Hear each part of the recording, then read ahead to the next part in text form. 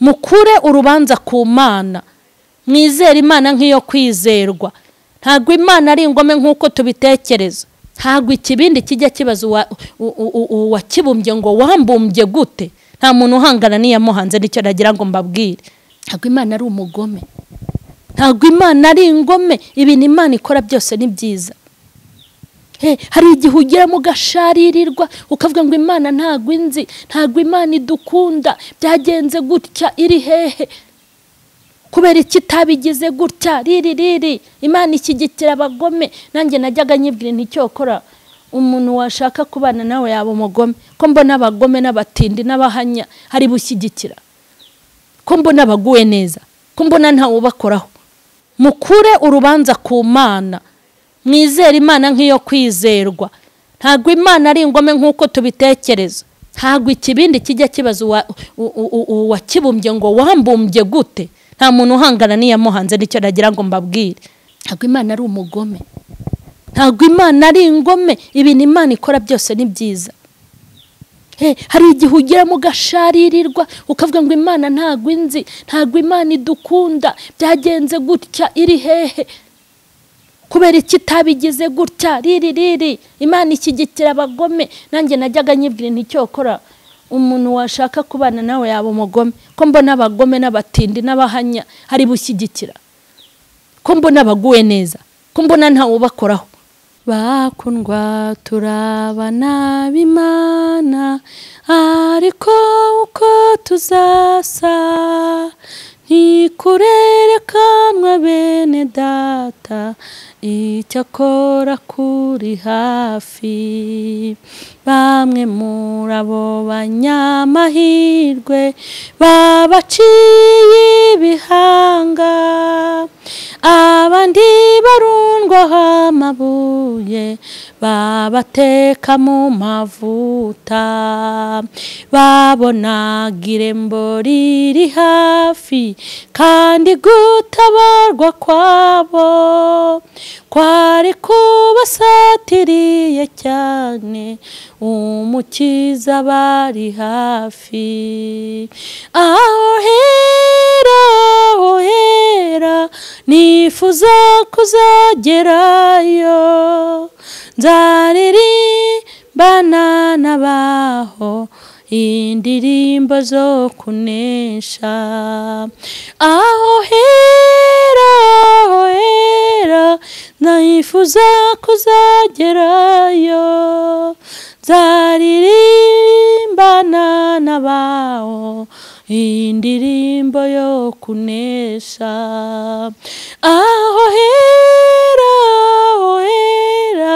nifuza kuzagerayo, nzaririmbana n'abaho indirimbo yo kunesha. Haleluya, haleluya, haleluya. Ngo bakundwa turabana b'Imana. Bamwe muri abo banyamahirwe babaciye ibihanga, abandi baterwa mu mavuta babateka mu mavuta. Babonaga irembo rikinguye, kandi gutabarwa kwabo kwari kubasatiriye cyane, umukiza bari hafi. Imana nishimwe ngo muri abo banyamahirwe babateye amabuye, abandi babateka mu mavuta, ariko ngo nubwo babikorerwaga, ngo bo babonaga irembo rikinguye, kandi gutabarwa kwabo kuri hafi, ngo umukiza abari hafi. Imana yacu nishimwe, kandi Imana yacu nihabwe icyubahiro.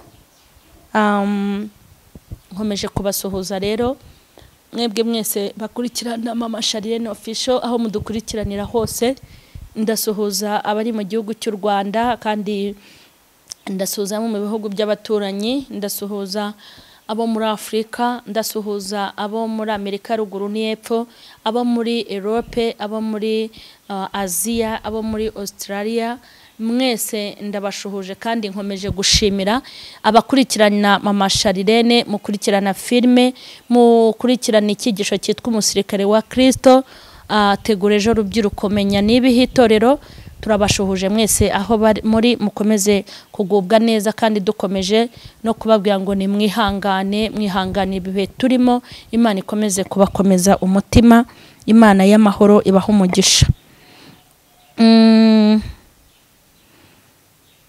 Ndashaka tuganira amagambo yo muri Yobo, nkuko nababwiye ko tuzajya tuganira amagambo yo muri Yobo cyane muri ibi bihe. Turareba Yobo ibice 40 umurongo wa 7. Noneho kenyera kigabo, ngiye kukubaza nawe unsubize. Mbese ugiye kuvuguruza icyo nategetse? Ugiye kumpererezaho ibyaha kugira ngo ubone urubanza? Harya uhwanije n'Imana amaboko, wabasha guhindisha ijwi ryayo? Noneho rimbana ikuzo no kwifata neza, kandi wiyambike icyubahiro n'ubwiza. Ariko amagambo shaka ko tuganira nayavuga ngo noneho kenyera kigabo, ngiye kukubaza nawe unsubize. Mbese ugiye kumvuguruza icyo nategetse? Kenyera kigabo unsubize. Mbese ugiye kumvuguruza icyo nategetse? Aha, kenyera kigabo unsubize. Mbese ugiye kumvuguruza icyo nategetse? Aya ni amagambo akomeye y'Uwiteka yabwiraga Yobu. Mbese ugiye kumvuguruza? Kenyera kigabo maze nkubaze ujye unsubiza. Mbese ugiye kumvuguruza icyo nategetse? Ndashaka kubwira abantu muri uyu mwanya ngo nta muntu ujye uhangana n'iyamuhanze. Niyo message nari nkuzaniye. Ibyakubayeho n'ibikuriho byose nutuze. Nta muntu uhangana n'iyamuhanze, nta uhangana n'iyamuhanze. Ntabwo ikibindi gishobora kubwira umubumbyi ngo ariko mbumbye gute, kubera ko umubumbyi ashatse yabumba uko ashatse, kuko ashatse yanagihomborera mu biganza bye. Ndashaka kubwira abantu ngo nta uhangana n'iyamuhanze. Ntuzibaze impamvu ubayeho uko ubayeho, ntubaze impamvu y'ibikuriho, ntubaze impamvu y'aho wavukiye n'uko wavutse, ntubaze impamvu y'amashuri wize n'aho wigiye, ntubaze impamvu wabyawe n'uwo so n'uwo nyoko, ntubaze impamvu wavukiye muri icyo gihugu, muri uwo mudugudu no muri uwo murenge, ntuzibaze impamvu wabaye umugore cyangwa wabaye umugabo, ntubaze impamvu utabonye akazi, ntuzibaze impamvu wasigaye uri wenyine, ntuzabitindeho. Iri jambo dusomye muri Yobu ibice 40 riratubwiye ngo kenyera hanyuma nkubaze unsubize. Mbese urashaka kuvuguruza ibyo navuze? Aya ni amagambo ni nk'igitsuru Uwiteka cy'amagambo yabwiraga Yobu, kuko Yobu yari amaze kwirambirwa. Kandi uwakurikirana ibyabaye kuri Yobu ni ukuri wumva Yobu yararenganye. Yobu Bibiliya ivuga ko yari umukiranutsi, kandi mu bihe byabagamo umukiranutsi ntiyakorwagaho n'Imana, ahubwo umuntu Imana yahanaga ni umuntu wabaga ufite ibyaha byinshi. Ariko Yobu Imana iramwadukira. Bibiliya iravuga ngo Imana yamuhoye agatsi kubwo kumwirata. Yobu yitegereje ukuntu yubahiye Imana mu gihugu cya Usi, yitegereje ukuntu yafashaga abashonji, yitegereje ukuntu atarobanuraga ku butoni, yitegereje ibitambo byiza byahoraga iwe atambira Uwiteka, yitegereje ibitambo yatambiraga umugore n'abajabe, arebye ibitambo yahoraga atamba by'abana be kugira ngo baba amahoro, kugira ngo babe batabacumuye ariko urugo rwe rwere. Yitegereje ukuntu yubahaga Imana akagerageza kuyicira bugufi, yitegereza ukuntu izina ry'Imana ryahawe icyubahiro kubwe. Hanyuma ngo agiye kwitegereza areba ibyamubayeho byaje nk'inzihiye, areba ukuntu abohombye abana 10, yikebutse iburyo n'ibumoso abona nta kosa yigeze akora. Areba ukuntu umugore atangiye kumubwira ngo ihakana umwana abana Imana upfe. Areba ukuntu umugore atigeze amuca inyuma na rimwe. areba ukuntu bene se basenganaga baje kumusengera, bamaze kurambirwa bamureba mu ibyaha baravuga ngo niyiyuzuze nayo abona amahoro. Areba ukuntu yabafashaga n'ukuntu yabakiraga n'ibihe bagiranye, aritegereza areba mu bagaragu basanga ntawe yigeze arira ideni, yitegereje mu bajabe asanga nta muntu yigeze ahohotera, maze ngo yuzura umubabaro atangira kwitotomba, atuka umunsi yavutseho Yobu, arinuba. Hari ahantu yigeze abwira Birudade na Zofari na Elifazi, arababwira ngo mbese naho naba umunyabyaha, mwebwe Imana ibarebyemo ibashongoye yababuramo ibyaha. Ese nimba Uwiteka mpoye ibyo nakoze, mwebwe abasigira iki ko nzi ko ntabarusha ibyaha? Yobu avuga amagambo akomeye, haravuga ngo muzaba abanyagasuzuguro mugeze hehe, ngo iyo mutinyuka kwirirwa mumbabariza umutima ku manywa na nijoro. Aravuga haraho yageze aravuga ngo iyi ni inshuro ya 10 mubinkora. Arangije avuga umubabaro we, Imana ijya kumusubiza ari amagambo. Hari amagambo Yobu yari yavuze, yari yabyanze, yari yavuze ati ibi bintu ntago bishoboka. Ni gute ushobora kumfata n'ukuntu nkubaha ukangira incike kandi nta cyaha nagukoreye? Ngo arangije arinuba igihe yashishimuraga imyambaro, ngo aritotomba avuga amagambo menshi. Harangije aravuga ngo umunsi navutseho itunda wuvumye, haravuga ngo umunsi navutseho ntukave izuba, haravuga ngo umunsi navutseho ntukabeho ibirori, haravuga ngo umunsi navutseho Imana ntizawibuke, haravuga ngo umunsi navutseho uzahore mu mwijima, haravuga ngo umunsi navutseho ntukigere ubaho, haravuga ngo iyo mbimenya nkapfa nkiri uruhinja, iyo mbimenya ngo nkapfa ntarareba izuba, haravuga ngo niki cyatumye ntapfuye, kuki inda ya mama itavuyeho, nibura yeza kuvamo nkivuka ntago nari kubona aya makuba yose. Hanyuma ngo Uwiteka abwira Yobu ati Yobu we kenyera, hanyuma tugire gute nge nkubaza usubize. Harangije aravuga ngo ni wewe kuvuguruza ibyo nashyizeho. Imana ibababarire kandi bafashe. Imana irabizi, Imana imenya ibyarangiye n'ibigihari.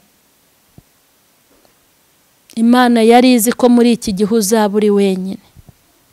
Imana yari ibizi ko uzaba uri umupfakazi, yari izi ko uzasigarana n'abana bawe, yari izi ko mu bana 10 uzaba uri kumwe na 2. Imana yari izi ko uzaba imfubyi kandi ukirera. Imana yari izi aho uzatura naho uzaba. Imana yari ibizi. Njye ndashaka kubwira abantu ngo Imana yari ibizi. Nta muntu ujya uhangana n'iyamuhanze. Ntago ikibindi kibwira umubumbyi ngo wambumbye gute. Cyane ko ngo naho umuntu yakitotomba ntago yakiyunguraho mukono umwe. Imana ibarengere. Nkuzaniye amakuru yo kukubwira ngo Imana yari ikuzi, ntuzahangane n'iyaguhanze. Ntuzayibwire ngo kubera iki bapfuye ngewe nkasigara. Ntuzavuge ngo ubundi wansigarije icyo ureka nkajyana nabo. Ntuzavuge ngo ubundi wandindiye kubabara. Mureke mbabwire, Abisiraheli ngo bitotombeye Imana, bitotombera na Mose, baritotomba ngo baravuga ngo niki cyabateye kudukura mu Egiputa. Ese mu Egiputa ntamva ngo zari ziriyo, ngo kubera iki mwatuzanye muri ubu butayu kugira ngo tuze kwicirwayo? Kubera iki twicwa n'inzara? Kuki mwadukoye mu Egiputa mukamuje kutugusha muri iyi nyanja ngo dushiriremo? Nibura Farawo yaduhondaga ariko nibura tukanabaho. Iyo muturekera ku kiboko cya Farawo. Ariko ndashaka kubabwira mwafurame, ndashaka kubabwira nshuti z'umusaraba, Imana ijya kugusiga yari yabyizeho. Imana ijya kukurinda ikavuga ngo wowe ndakurinze, nzagukura mu bantu 100 bishwe, hanyuma wowe usigara uhumeka. Imana yari yakwizeho kandi iragukunda. Imana izakubwira ngo bazagute mu mazi umanuke metero zingahe, ariko nzakuroba ngo ukuremo. Imana yari yabitekerejeho. Humura, wikicira urubanza, wiyiburanya, kuko kuyiburanya nta kintu wakiyunguraho, ntawe uhangana n'uwamuhanze. Ntabwo ikibindi kijya kibwira umubumbyi ngo umbumbute, kuko kidashobora kwibumba. Kandi burya ikibindi gishobora guhombokera mu biganza by'uwakibumbye. Mukure urubanza ku Mana, mwizere Imana nk'iyo kwizerwa. Ntabwo Imana ari ingome nk'uko tubitekereza. Hari igihe kimwe nigeze mbwira Imana ngo uri umugome, ariko mpamagara umukozi w'Imana. Ukuri naramuhamagaye umukozi w'Imana, ndamubwira intumva runa, umbwira Imana ngo uri umugome nta n'impuhwe ugira. Imana si ingome kandi Imana igira impuhwe. Kankubwira icyo gihe ibintu byari byambayeho. Icyo gihe amafaranga yari yaranshiranye, kandi umwana wanjye agomba kwiga ahantu agomba gutanga 5,000 ku munsi, kuko ntari imbizi. Hari uburyo nari mpagazemo, hari uburyo nari mbayeho, hari uburyo nari mbayeho neza. Nanjye ntungurwa n'ibyago. Erega tuvuga Imana tuba tuzi ibyo twicayeho. Umuntu umwe arahiga, aravuga ngo mama Charlene ntazongera kurya. Aravuga ngo imishinga ye yose ngiye kuyisira ibanga. Arabirahirira. Aravuga ngo wenda ubutunzi buzanshireho, nzatanga amafaranga ariko azasigara iheru. Uwo muntu aravuga ati na mikoro afite azayita yirukanka bumusazi ku gasozi. Kandi koko mureke mbabwire, uwo muntu yarabikoze, arabikora, ariko ntago yabigezeho. Kandi nibyo yashenye, nzi ko Imana izabingarurira. Aragenda ajya mu barozi, uwo mugome. Abagome babaho. Ariko hari ikintu nakunze, hari igihe urucira mu kasoro ugatwara nyoko. Ndashaka kubwira abantu ngo nimuhumure, Imana izi nzira izakunyuzamo. Nta muntu ugibaza ngo ibyo ukora ni ibiki. Maze uwo munsi nagombaga gutega moto, nkayitegera umwana akajya kwiga. Nateze abamotari nka 15. Uwo duteze akajya tureba gutyo, uwo duteze akatureba gutyo. Ndeba urwo rugendo rwo kugira ngo tugere ku muhanda, mbashe gutegera umwana wanjye ajye kwiga. Ndeba ukuntu afite ubumuga bw'akaguru. Ndeba ukuntu n'urugendo rw'iminota ingaha atabasha kurukora.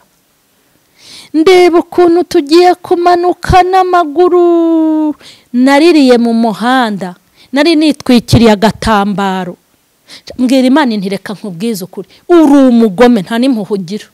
Mpita mpamagara umuntu ako kanya, intumva mama, umbwirira Imana ngo uri umugome nta n'impuhwe ugira. Birashoboka ko nawe iryo jambo warivuga uritewe n'ibihurimo, cyangwa se warivuze. Mureke mbabwire, mu minsi mike mvuze iryo jambo, ariko nyine nararyihanye. Cyangwa se Imana wibwira neza ukarya mugasinzira. Ntago byarangiye nihanye. Tebwire mbabarira ntago uri mubi, mbabarira ntago uri umugome we. Imana ni umubyeyi, ahubwira nihangana. Buriya navugaga ngo Imana nimbi, yahitaga yibuka ukuntu indinda abarozi, ikandinda abagambanya abashaka kunca umutwe, ikandinda abashaka kumfungisha, ikandinda abashaka kushyirishamo, ikandinda abampiga ku manywa, ikandinda n'abampiga ninjoro. Imana ntago ari umugome, kandi ibyo ukora byose ni byiza. Ntago ikibindi kijya kibaza uwakibumbye ngo wambumbye gute. Nta muntu uhangana n'iyamuhanze, nicyo nagira ngo mbabwire. Mu minsi mike Imana ibwira Charlene, twarabyibagiwe, twaranabimenyereye, uwo muruho twarawumenyereye. Imana ibwira Charlene ngo niko Charlene, ngo harya ngo ntago ubushaka kugenza amaguru, ngo narabyemeye ko babigukorera. Ubwo ibyo Charlene bari bamukoreye bizwi n'Imana. Narabyemeye barabikora bibaho. Ndashaka kukunyuza mu mubabaro, kandi nkakunyuza mu mubabaro w'ibyiciro bitandukanye, ngo kuko hari urubyiruko rwishi ruzakuruhukiraho. Nta muntu wigisha isomo atizi. Charlene rero yajyaga avuga ngo ntiyagenda kuri moto, kandi noneho yagendaga urugendo rurerure. kandi kugenda kuri moto kwa Charlene aba ari muri risque kubera ko ntago yicara neza kuri moto kubera uburyo afite ubwo bumuga icyo kibazo arabyemera arabyumva nanjye araza arabimbwira ati Imana yabimbwiye ntawuburana cyarabaye ngo Mana uri umugome ndabyemera sanga singome hari ibyo Imana ishaka kwigisha Charlene kuko hari abana barushye hari abana bababaye bafite umubabaro bo muri Afrika bo mu Rwanda n'ahandi azahumuriza kandi yaranyuza aho hantu akajya bahana ubuhamya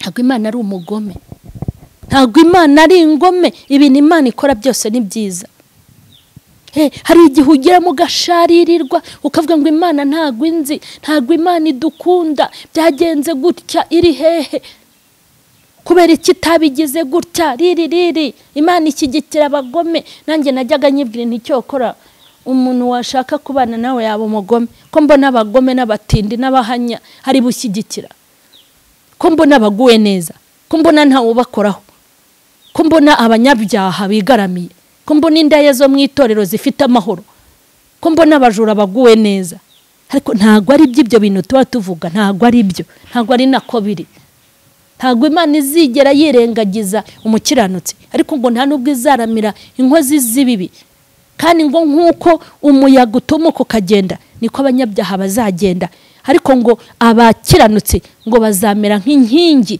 haleluya ndashaka rero kubwira abantu ngo nta uhangana niyamuhanze ubuzima wanyuzemo nubwo uri Imana yarabyemeye kandi Imana ntago ikwanga ahubwo iragukunda mu kibazo niho hari igisubizo mukomere rero Imana irahari ku bwacu kugira ngo itugirire neza kandi Imana ku manywa na ninjoro ihora itekereza ibyiza igomba kutugezaho kandi ntago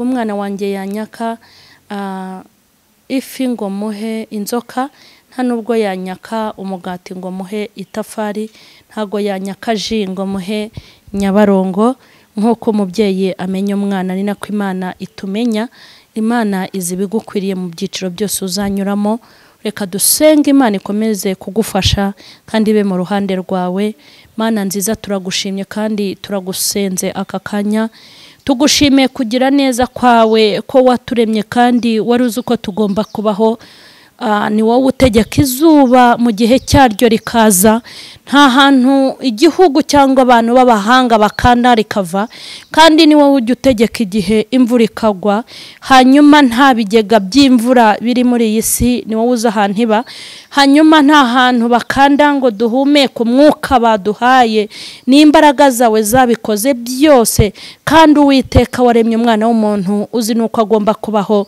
niyo mpamvu senze ngo bibihe uha abantu kubitambukamo neza izina ryawe rihabwa icyubahiro kandi ubwami bwa Satani butsindwe ukomeze wubaka imitima yasenyutse kandi uhumurize abadafite shinge na rugero ukomeze kubera byose abakurindiriye n'abategereje amakiriro kuri wowe muri ibi bihe uhumurize imitima kandi ugirire neza abantu bose bakurikiranye ihumure n'iri jambo mwami ube mu ruhande rw'abababaye utange ihumure n'ibyishimo utange kunezerwa no guseka kuko byose bituruka mu kiganza cyawe ndagushimye ko tutari twenyine turi kumwe n'Uwiteka cyubahiro n'ikibi cyawe ni mu izina rya Yesu amen Mana ibahe umugisha.